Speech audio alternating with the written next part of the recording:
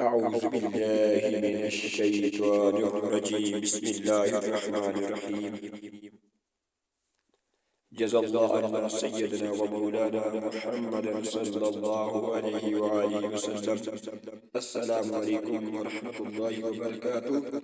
عرض کیا ہے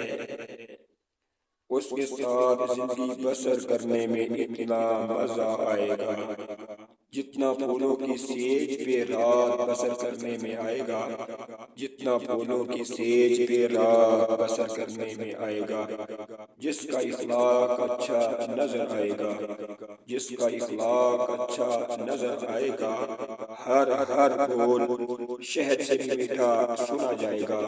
ہر ہر بول شہد سے بھی میٹھا سنا جائے گا۔ اس کے ساتھ زندگی بسر کرنے میں اتنا مزہ آئے گا جتنا شاہی محل میں وقت گزارنے میں آئے گا۔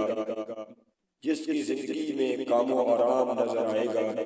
جس کی زندگی میں کام و آرام نظر آئے گا، وہ قناعت سے بھری ہوئی زندگی بسر کرتا ہوا نظر آئے گا، وہ قناعت سے بھری ہوئی زندگی بسر کرتا ہوا نظر آئے گا۔ اس کے ساتھ زندگی گزارنے میں اتنا مزہ آئے گا جتنا پھولوں کی وادیوں میں دن گزارنے میں آتا ہے، جتنا پھولوں کی وادیوں میں دن گزارنے میں آئے گا۔ جو نفع بخش علم سیکھتا اور سکھاتا ہوا نظر آئے گا، جو نفع بخش علم سیکھتا ہوا اور سکھاتا ہوا نظر آئے گا، علم کی شمع جلاتا ہوا نظر آئے گا، علم کی شمع جلاتا ہوا نظر آئے گا۔ اس کے ساتھ زندگی گزارنے میں اتنا مزہ آئے گا جتنا برف سے ڈھکی ہوئی پہاڑیوں میں عید کا دن گزارنے میں آئے گا، جتنا برف سے ڈھکی ہوئی پہاڑیوں میں عید کا دن گزارنے میں آئے گا۔ جو بچوں سے پیار کرتا ہوا اور بڑوں کا احترام کرتا ہوا نظر آئے گا، کسی کا بھی دل نہ ہی دکھانا اور نہ ہی توڑنا چاہے گا۔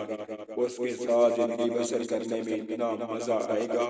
جتنا مکہ مکرمہ اور مدینہ منورہ میں وقت گزارنے میں آئے گا،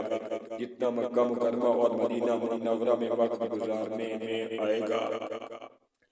جو وقت پہ محنت، عبادت اور خدمت کرتا ہوا نظر آئے گا، جو وقت پہ محنت، عبادت اور خدمت کرتا ہوا نظر آئے گا، نہ ہی خود غرض، نہ ہی خود غرض، نہ ہی مطلب پرست اور نہ ہی دھوکے باز بن پائے گا،